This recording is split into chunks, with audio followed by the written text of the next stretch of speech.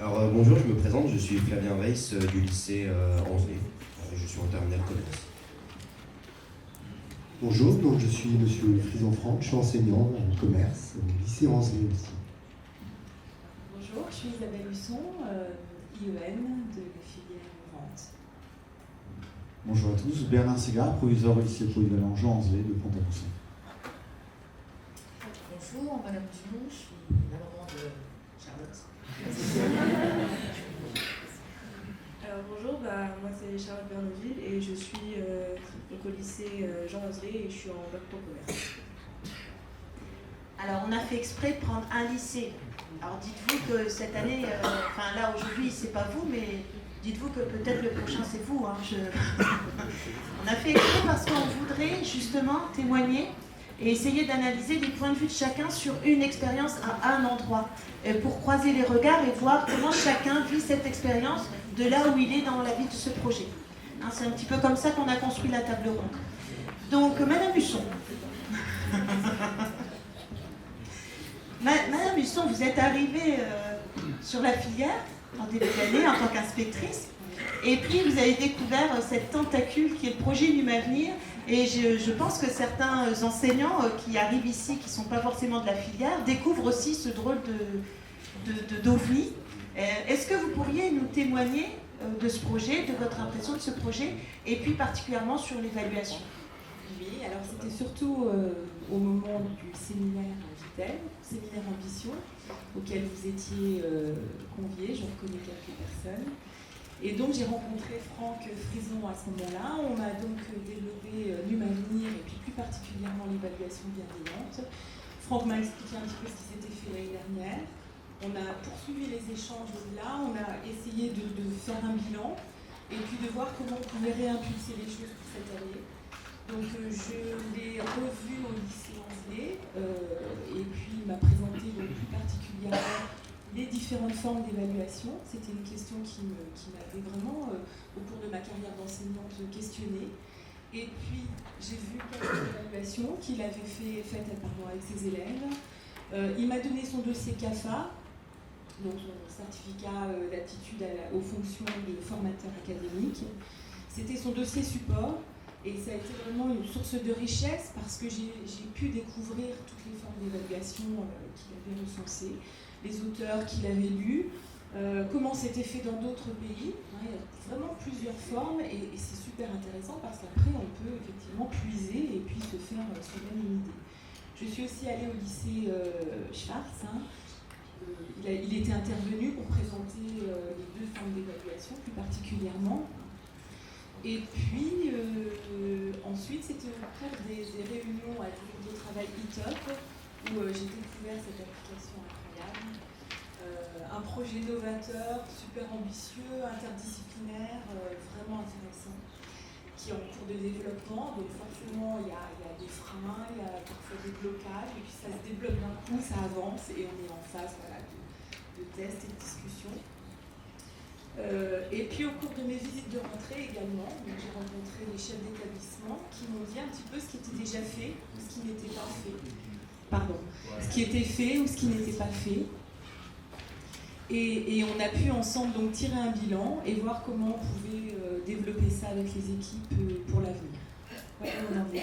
D'accord. Alors donc, c'est en échangeant un petit peu avec Franck Frison au séminaire Ambition. Alors, Franck Frison, mais quelle idée à quel moment, pourquoi tu t'es mis à réfléchir sur cette question de l'évaluation? Quel a été l'élément déclencheur? Je veux dire, c'est presque confortable d'être dans sa zone, de dire j'évalue de façon classique, normale, je pars de 20 points et puis tout à coup, l'élève ne sait pas, j'enlève des points. Enfin, c'est bien aussi ça. Mais en fait, je rejoins tout à fait Madame François quand tout à l'heure elle parlait de la note. Et mon premier combat, c'était un petit peu celui-ci. C'est-à-dire, je suis parti en croisade contre cette note qui me semblait... comme vous, pas toujours juste, pas toujours approprié, parfois source de démotivation pour certains élèves. Et même en tant que parent, d'ailleurs je pense que vous l'avez tous vécu, vous avez aidé vos enfants, ils rentrent le soir, ils vous disent voilà papa, t'as eu 12, est-ce que tu t'es pas trop investi en fait? Ah oui, donc 12 c'est quand même pas trop mal, on n'est pas trop déçus par rapport à ces enfants, mais parfois quand on les a aidés, ils reviennent avec un 8 et puis c'est marqué manque de travail. Et là on se dit mince, qu'est-ce qui se passe, quoi, qu'est-ce que ça représente cette note. Donc j'étais un petit peu contre le système de notation, mais voilà, je faisais avec, comme on fait tous avec. C'est-à-dire que dans ma scolarité, j'ai été élevé avec des notes, et puis ma fonction d'enseignant, en dehors de celle de formateur, je ne me suis jamais posé vraiment la question de l'évaluation. Mais il y a quelques années, il y a 4 ans maintenant, je pense, j'avais un groupe d'AP, d'élèves qui avaient des difficultés en mathématiques, comme très peu de nos élèves. Et ces quelques élèves me disaient « je suis nul en maths ». Et moi, j'avais pour objectif de leur faire des maths sans faire des maths. Un petit peu comme M. Jourdain, voilà, avec des outils de gestion. Et je suis nul en maths, et puis j'avais 2-3 élèves qui n'étaient pas si nuls que ça. Je trouvais qu'ils avaient des capacités, ils arrivaient à se débrouiller. Les groupes changeant en AP, au bout de quelques temps, j'ai pas retrouvé ces élèves. Et j'ai appris en fait qu'ils avaient démissionné. Démissionné parce qu'à la suite de conseils de classe, ils étaient nuls, entre guillemets, partout, et ils avaient abandonné. Et ça m'a heurté, je me suis dit, mince, ça ne peut pas continuer comme ça. Comment se fait-il que le fruit de nos évaluations puisse produire un tel mécanisme? On est vraiment à l'encontre de tout ce qu'on veut faire. Et avec l'aide de mon proviseur adjoint de l'époque, et de toute une équipe pédagogique, on a réussi à se motiver, à mettre en place une autre forme d'évaluation. Mais par tâtonnement, on a expérimenté, mais avec nos petits moyens. Et on a mis en place une évaluation par compétences non notée. Et la première année, grand succès. Grand succès parce que 18 élèves, aucune démission, 11 récompenses sur les 18, tout était bien dans le meilleur des mondes. Et quand on a changé d'établissement pour arriver à Anzelay, il y a M. Touron, proviseur adjoint, M. Segar, proviseur, m'ont accordé leur confiance et puis m'ont surtout encouragé à développer sur d'autres classes. Donc on est parti sur 3 classes, puis 4 classes, avec toujours ce système d'évaluation par compétences. Bon là, les résultats, on était un peu déçus parce que la première année, tout était merveilleux, mais on sait très bien que tout ne fonctionne pas à 100%. Et que ça dépend effectivement de nos classes, ça dépend des élèves, ça dépend de beaucoup de choses, et tout ne fonctionne pas à 100%. Et ce n'est pas un problème, il faut continuer, et on continue à avancer. Puis arrive la venue de M. Antibi, avec le contrat de confiance, où pas mal d'entre vous étaient présents lors de sa conférence et qui ont été un petit peu bousculés dans leur pratique. Et toujours avec M. Touron et M. Segar, on a décidé de promouvoir un petit peu ce nouveau style pour nous, nouveau pour nous, de nouveau mode d'évaluation, l'évaluation par contrat de confiance. Et on est actuellement sur 7 classes, je crois, pratiquement de cette façon-là. Alors bien sûr qu'il n'y a pas de miracle. C'est-à-dire que les élèves qui ne travaillent pas, qui ne font rien, c'est pas parce que vous changez de mode d'évaluation que ça va changer quoi que ce soit. Bien sûr que les élèves qui réussissent, ne vous faites pas de soucis, ils réussiront. Quel que soit le mode d'évaluation, ils réussiront. Moi, ce qui m'intéresse, c'est les élèves qui travaillent, mais qui ne réussissent pas forcément. Et ceux-là, s'il n'y en a que 2 ou 3 dans une classe, qu'on arrive à amener vers la réussite, je trouve qu'on n'a pas si mal fait que ça notre travail. Et c'est ce qui motive. Et je conclurai en disant que je suis parti en croisade contre la note, mais c'est un faux combat. On peut mettre des notes, on peut mettre des smileys, on peut mettre des lettres, on peut mettre tout ce qu'on veut. Le problème ne se situe pas là. Le problème est dans notre rapport à l'évaluation et la vision que peut avoir l'élève par rapport à cette évaluation. Il ne faut pas que l'évaluation soit source de stress. Il faut que l'évaluation soit vécue comme quelque chose de tout à fait normal dans le cursus. C'est-à-dire qu'elle soit vraiment intégrée dans l'apprentissage et non pas à la fin d'une séquence, boum, on évalue, et puis tu réussis ou tu ne réussis pas. Ça doit faire partie totalement de nos apprentissages. Et pour conclure, on parle beaucoup, monsieur le proviseur tout à l'heure a parlé de l'école inclusive. Je crois qu'à notre petit niveau, on est capable de pratiquer cette école inclusive parce que nos élèves, quand ils rentrent chez eux, mais n'ont pas toujours quelqu'un pour les aider à faire le travail, à réviser, à faire les devoirs, à reprendre leur cahier. Or, avec le contrat de confiance, on y arrive. Et inclusive aussi par rapport à nos élèves qui ont des difficultés, de type 10 par exemple, et qui vont pouvoir témoigner et nous dire que vraiment on les aide. Et je pense que c'est le rôle de l'enseignant. Alors depuis, voilà, on continue notre petit bonhomme de chemin, et puis on espère encore aller plus loin. Donc oser, comme dit souvent Madame François, oser parce qu'on ne risque rien. Si ça ne marche pas, ben, on fait autre chose, et puis voilà. J'ai été un peu... Non, c'est...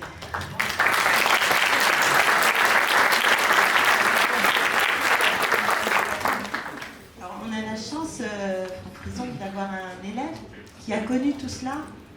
Flavien, vous allez et vous allez vous nous donner, vous avez vécu depuis 3 ans une évolution des pratiques d'évaluation de M. Frison. Et donc... J'ai mis à côté de moi. Donc racontez-nous comment vous l'avez perçu en tant qu'élève, parce que nous on se dit toujours je change mes pratiques, mais comment ma classe, comment les élèves réagissent. Racontez-nous, vous, comment vous avez perçu ça, et puis surtout vous êtes arrivé en classe de seconde, il n'y avait plus de notes alors. Alors oui, donc je suis arrivé en classe de seconde au lycée, à la base c'était Bardot, et on m'a dit, bon bah cette année on a une petite particularité, c'est qu'on sera évalué sans notes. J'ai dit, c'est-à-dire, bah oui, il n'y aura pas de notes, donc ce sera évalué par compétences et on va vous expliquer ça tout au long de l'année. Donc au début, je trouvais ça un peu bizarre et puis je voyais pas forcément à quoi ça servait, quoi. Et au fil du temps de mon parcours scolaire, j'ai commencé à comprendre et je trouvais ça un peu plus juste en fait. Je trouvais que l'évaluation, elle avait plus de sens et on avait tendance à mieux réussir.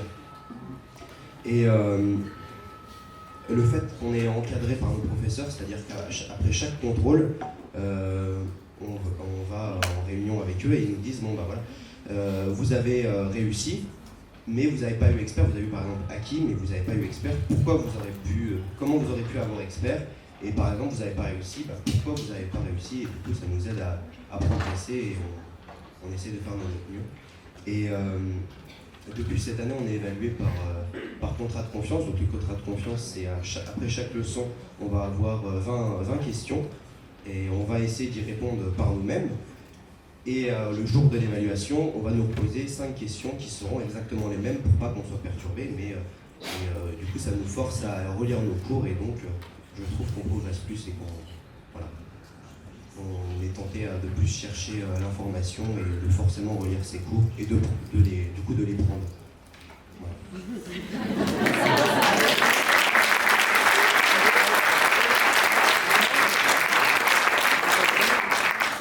J'ai envie de le torturer encore un peu, mais c'était pas prévu. C'est terrible d'avoir des élèves parce qu'on a envie de savoir plus, en fait, et de vous entendre davantage parler. Alors, je m'autorise quand même une. Vous voulez bien? Oui, pas de souci. Vous témoignez que vous apprenez davantage, en fait, par l'évaluation, par contrat de confiance, c'est ça?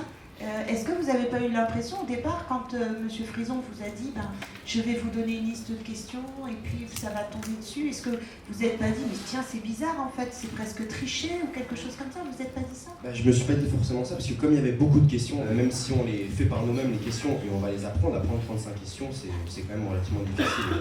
C'est vraiment essayer de trouver les mots-clés de chaque question, de pouvoir y répondre par nos propres mots, quoi, puisque c'est nous qui construisons les réponses. Et alors, quand vous êtes évalué de cette façon-là, vous n'avez pas de notes? Non.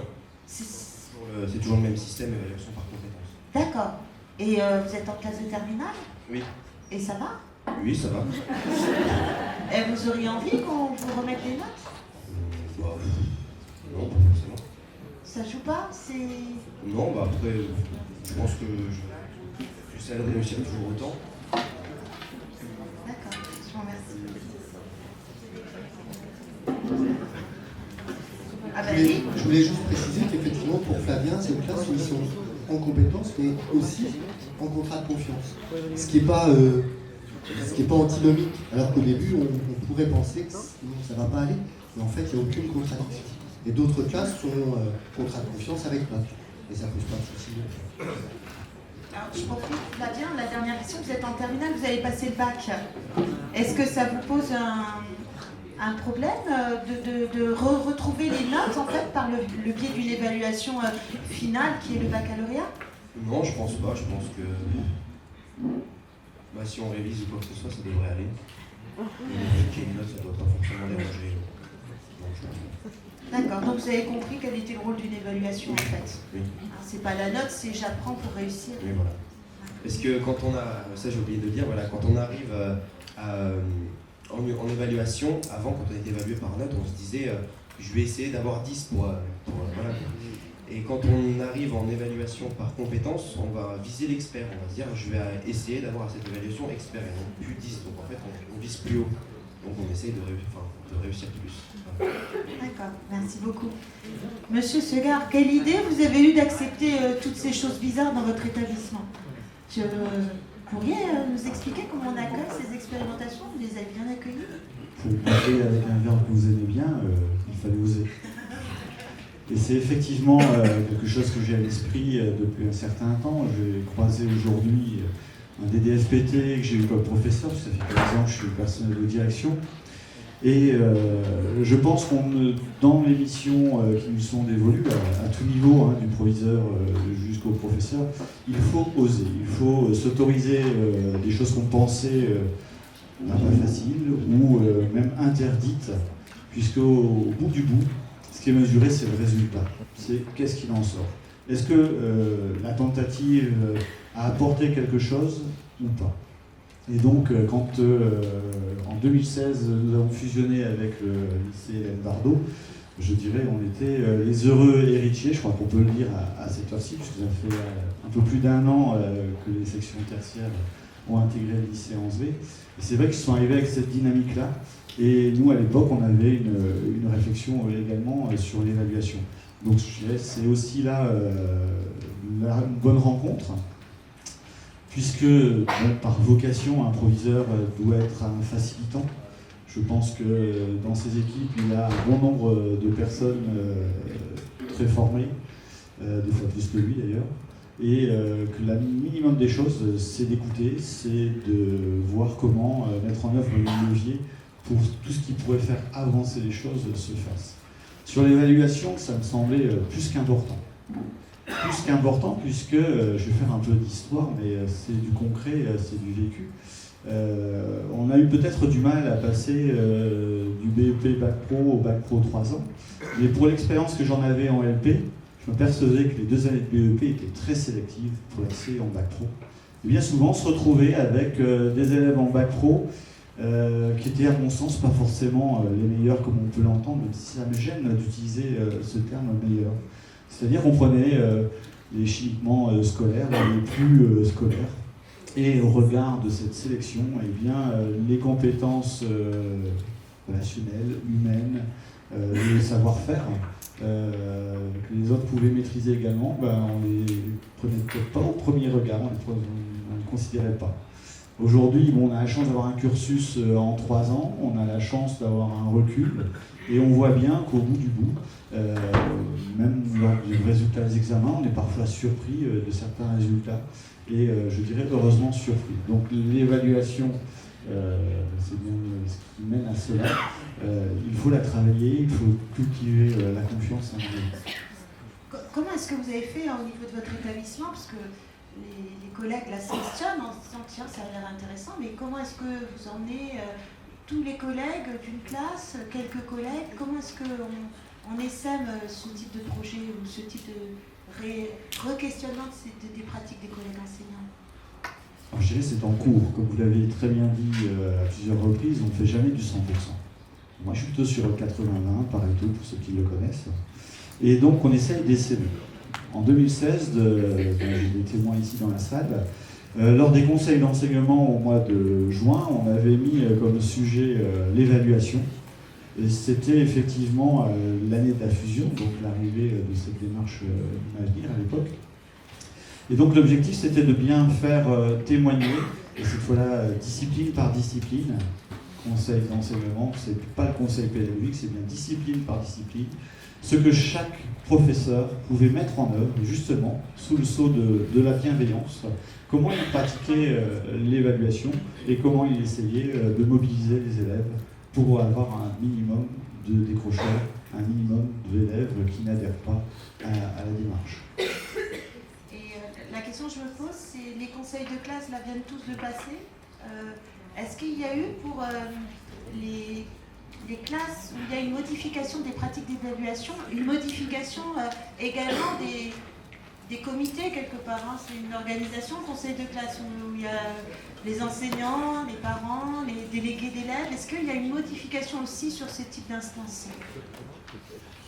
La bienveillance ressort, je dirais, dans les appréciations, puisque souvent ces cas où les notes ont disparu, et on voit dans la partie de droite du bulletin, une appréciation qui là aussi est plus bienveillante, même si parfois on peut constater un élève qui bavarde, un élève qui n'est pas parfait, c'est parfois aussi du côté humain d'élève, et bien on voit à chaque fois une bonne intention dans l'appréciation qui est portée et non pas une appréciation plutôt rigide qui tendrait plutôt à encore là être une deuxième sanction. Voilà. D'accord. Donc la bienveillance, en fait, on la retrouve à tous les niveaux de la chaîne jusqu'au bulletin, en fait, scolaire. Tout à fait. Je dirais, moi j'ai un rêve quelque part, hein, c'est bientôt Noël, mais bon, ce ne sera pas pour cette année. C'est quand on regarde comment, quand on confie aux élèves l'évaluation, leur évaluation, il s'avère qu'ils sont très sévères avec eux. Et je me dis, à un moment donné, on peut pousser le bouchon même encore un peu plus loin, c'est les inscrire dans leur évaluation, c'est-à-dire que la bienveillance, le contrat de confiance, aille même encore un peu plus loin, ça ne me dérangerait pas. D'accord. Alors, on va faire témoigner les parents, alors pour le coup, puisqu'on voit bien que le bulletin, c'est un outil de trace des progrès de l'élève ou de sa situation, mais c'est aussi un outil, on le sait bien, de communication aux familles. Et donc, Madame Dumont, est-ce que vous pourriez nous témoigner, vous, de comment vous recevez cette forme d'évaluation de l'institution? Est-ce que vous en bénéficiez? Vous voyez bien qu'on est une communauté qui nous interroge. Donc vous avez votre fille Charlotte qui arrive en classe de seconde et qui est non évaluée, non, qui est évaluée mais qui n'a pas de note. Comment vous avez accueilli tout cela? Déjà au départ j'étais vraiment contre. Donc ça commençait très mal parce que quand elle m'a dit qu'elle n'avait pas de note, elle m'a dit des smileys, je dis mais attends, bientôt des gommettes, t'es pas la maternelle. Ça a été très très négatif parce que je me suis dit mais on va t'évaluer comment on va pouvoir voir tes progrès, pour moi c'était très infantilisant et déjà en pro et en première réunion, c'est vrai qu'on sent bien que c'est des élèves en difficulté. Et entre difficulté et rien vouloir faire, je trouve qu'il y a quand même un amalgame. Parce que je vois Charlotte, elle était en difficulté, elle est dyslexique, et elle travaillait pour avoir pas beaucoup de résultats. Donc effectivement, elle laissait tomber les matières où elle avait 4, 5 de moyenne, parce que de toute façon, pour remonter, il fallait y aller, et puis elle disait je comprends rien, elle se dédémobilisait. Et puis, ce que j'aime bien l'exemple de la dictée où vous avez 2 points par faute, donc si vous avez 20 fautes, vous avez 0, mais si vous avez 10 fautes, vous avez toujours 0. Et pourtant, vous êtes en évolution normale, vous avez la moitié, quoi. Donc, les progrès n'étaient pas vraiment reconnus. Et le pire, ce qui était déstabilisant en tout cas pour les parents, en tout cas pour moi, parce qu'en tant que maman, ce qu'on veut, c'est que votre enfant s'épanouisse à l'école et ne soit pas dégoûté, quoi. Parce qu'à force de lui répéter tu peux mieux faire, parce que c'est bien, mais, c'était toujours des mais et des attentes qu'elle ne pouvait pas avoir, et elle se dévalorisait vraiment, quoi. Donc c'était je suis nulle, j'y arriverai pas. Et il y a des fois des devoirs où elle préparait, où elle travaillait tout le week-end, parce que voilà, et sur la copie, elle avait pas de résultat. Et je lui dis, mais tu connais ça? Elle me dit, oui, mais des fois, je me posais la question s'il n'y avait pas un piège, si c'était pas facile, c'était trop facile, puis j'ai pas osé. Donc voilà, donc on tournait en rond. Et après, je me suis dit, bon, écoute, tu travailles pour toi. Bon, ça, c'est difficile aussi à faire comprendre à un enfant qui doit travailler pour son avenir. Voilà, on travaille beaucoup pour les professeurs, moi je vois. Et par exemple, une anecdote, en allemand, elle n'était pas très bonne.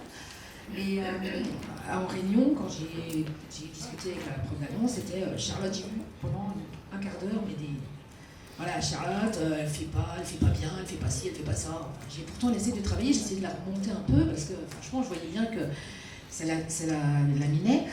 Et la prof, elle a eu que des reproches. Et à la fin, je lui ai dit, écoute, tu travailles pas pour la prof, elle m'a dit, oui, mais bon, elle m'aime déjà pas. Donc il y avait la confiance avec le professeur. Moi, ce que j'apprécie dans cette année, c'est qu'il y a vraiment une bienveillance des élèves pour un meilleur bien-être, mais total, quoi, pas scolaire. Et le fait de ne pas avoir de notes, en tout cas, je trouve que... parce qu'en plus, dans une fratrie, moi j'ai un fils et une fille. Donc il y a un fils qui est qui est doué, ça se passe bien. Et du coup, il y avait encore cette dévalorisation en disant, oui, mais toi, t'es nul. Donc il y avait encore, c'est tout le temps négatif, quoi. Et par rapport à l'évaluation par contrat de confiance, alors, ça c'est bien. Moi j'étais en difficulté aussi la scolarité, l'éducation nationale. En fin de compte, pour moi, je trouve que si on rentre dans le moule et qu'on est des bons élèves, tout roule. Parce que voilà, quoi, c'est bien. Comme quelqu'un qui est intelligent, qui fait 1m80, qui fait 80 kg, enfin voilà. Et quelqu'un qui s'en va du cursus de l'éducation est vraiment en difficulté. Parce que moi, je vois quand elle me dit, je dois apprendre des... Parce que quand elle m'a dit, je vais avoir les réponses à mon interrogation. Je dis, ah oui. Donc du coup, tu vas avoir faim à chaque fois finalement, parce que tu apprends. Puis en réfléchissant et en s'interrogeant un peu, je me dis, elle n'apprend pas pour rien. Ce qu'elle apprend, c'est utile sûrement pour le bac, sûrement pour... et c'est pas ça qui va la permettre d'être une bonne professionnelle plus tard, parce que ce qu'elle veut, elle, c'est dans le commerce, et ça n'empêchera pas de donner un smiley, une note, ou d'être... Et est-ce que Charlotte vit mieux sa relation à l'école? Ah ouais. Déjà, elle est beaucoup plus autonome. Elle est beaucoup plus autonome dans le sens où elle a envie, elle n'a pas envie de décevoir, et quand elle a un smiley avec un petit sourire, elle veut un expert. Donc, en fin de compte, et puis elle a plus cette image de dire je suis en échec scolaire. Parce qu'en fin de compte, depuis la maternelle, on rentre dans des cases, et quand on ne rentre pas dans cette case, ben, on est différent. Et moi, de sa scolarité, à chaque réunion parents-prof, c'était ah, Charlotte. Bon, après, voilà, rien que déjà en se mettant assis devant le professeur, c'était bah, Charlotte, c'est un peu difficile. Hein. Déjà, ça commençait bien, mais bon, voilà quoi. Que là, c'est la première fois, donc je remercie aussi tous les professeurs, ma fille parce qu'elle s'investit, mais il y a ce côté bienveillant que Charlotte me dit toujours, ils sont là pour nous. Après, je pense que c'est une question d'éthique de chaque professeur, parce qu'il y a des professeurs, ils n'ont pas la même motivation, mais un professeur qui veut, je pense comme tous ceux qui sont ici, parce que sinon ils ne seraient pas ici, s'investir pour le bien-être de chaque enfant, pour un résultat scolaire, pour moi c'est l'épanouissement, vraiment l'estime de soi. Une fois qu'on a l'estime de soi, on peut arriver à s'investir parce qu'on a confiance. Enfin, pour moi c'est ça. Hein. Si vous deviez qualifier en 3 mots ce que votre fille vit, comme ça on aura un témoignage d'un parent qui se questionne là-dessus en disant bah tiens ça veut dire 3 responsabilité, parce qu'en plus à 16 ans elle a dans le futur monde du travail, et pour moi être responsable c'est important. S'aimer finalement, parce qu'elle a une image d'elle qui est beaucoup plus positive, de l'extérieur, même dans la famille, parce que finalement il n'y a plus de rivalité entre les frères, voilà, en disant toi t'es nulle, toi t'es bonne, enfin, voilà, cette étiquette ou pas. Et pourtant j'étais contre, vraiment très contre. Je voulais vraiment, voilà, les 15 premiers jours je me suis même dit, s'il n'y a pas de note, et ben voilà, tu vas changer de voix, de prof, enfin. Et je crois que vous allez pouvoir témoigner du beau papa qui s'interroge. Alors il est là avec nous, mais vous témoignez pour lui. Comme il dit, c'est que quelqu'un qui n'a pas de difficulté, comme dit M. Prison, une note, une banane, enfin ce que vous voulez, il se sentira toujours bien dans ce circuit scolaire. Mais ceux qui ont des difficultés, après ce qu'il aurait tendance à penser, si je ne me trompe pas, c'est qu'il ne faudrait pas en faire, enfin pas les assister, mais trop aussi les materner. Parce qu'à l'heure actuelle, il me dit qu'on voit les fautes d'orthographe, les choses qui dans le temps ne passaient pas. On est assez tolérant, donc il aurait peut-être peur de faire un peu d'assistanat. Hein? À l'ancienne, voilà, il est plus la méthode à l'ancienne. Mais bon, moi à l'ancienne, j'ai eu les doigts, enfin, on m'a tapé sur les doigts et c'est pas pour autant que j'ai beaucoup mieux su, quoi. Alors pour le coup, Charlotte, est-ce que vous acceptez de témoigner vous? Puisque là, on voit bien que la question, elle est centrale. C'est de dire, quand même, le système scolaire, il est là pour chacun d'entre nous. Il est là pour témoigner de votre réussite et de vos acquis. Est-ce que vous avez l'impression de mieux apprendre? Parce que c'est ça, quelque part, peu importe le système, le but, c'est quand même que vous appreniez et que vous progressiez dans vos apprentissages. Alors oui, ma mère a bien résumé mon parcours. Donc au collège, j'avais beaucoup de mal. J'arrivais pas vraiment à apprendre, car quand on nous donnait par exemple un chapitre ou une séquence à réviser, on peut réviser, mais on ne sait pas qu'est-ce qui est le plus important ou qu'est-ce qu'on doit vraiment apprendre. Et donc quand j'arrivais devant la feuille de contrôle, je ne savais plus rien. J'avais beau apprendre énormément chez moi, j'arrivais, j'étais pas tétanisée, mais j'arrivais plus.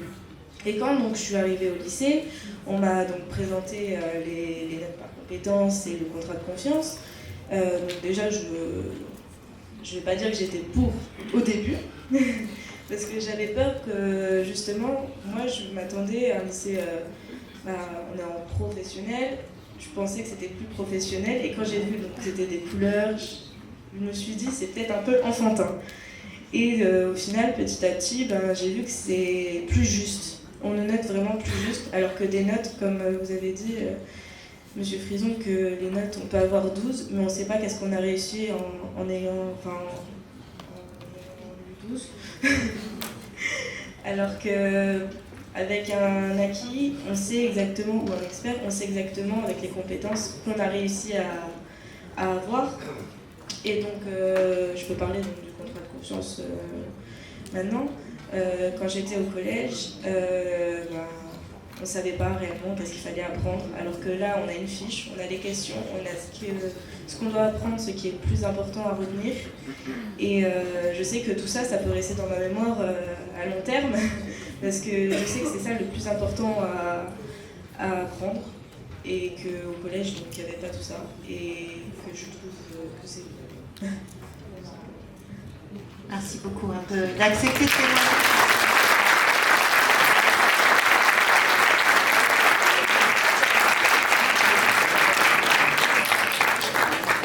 Il y a beaucoup de sincérité et d'authenticité dans les témoignages. Et déjà nous-mêmes, quand on est en analyse de nos propres pratiques, et là on vous fait faire un exercice que vous avez réussi à merveille. Merci beaucoup.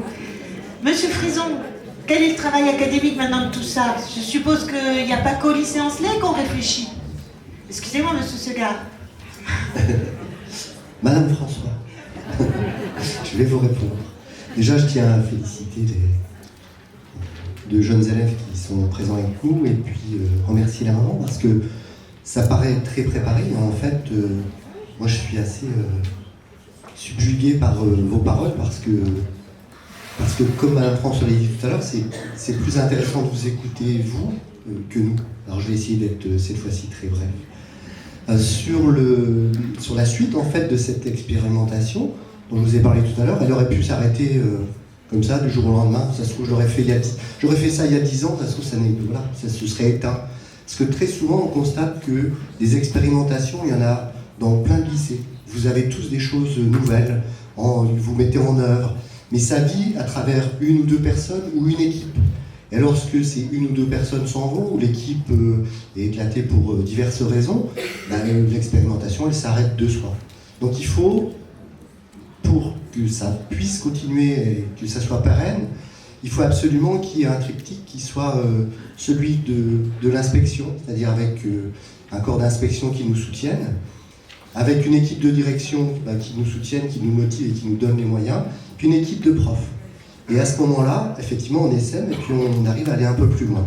Alors je ne sais pas quelle idée a eu Madame François un jour en se réveillant un matin, en se disant « j'ai une idée d'un projet un peu fou qui s'appelle Num Avenir », mais en tout cas, la vie est faite comme ça de chemins et de rencontres, de personnes. Et je dois dire que pour mon cas, c'était juste le moment où il fallait parce que l'évaluation était un des axes du projet Num Avenir.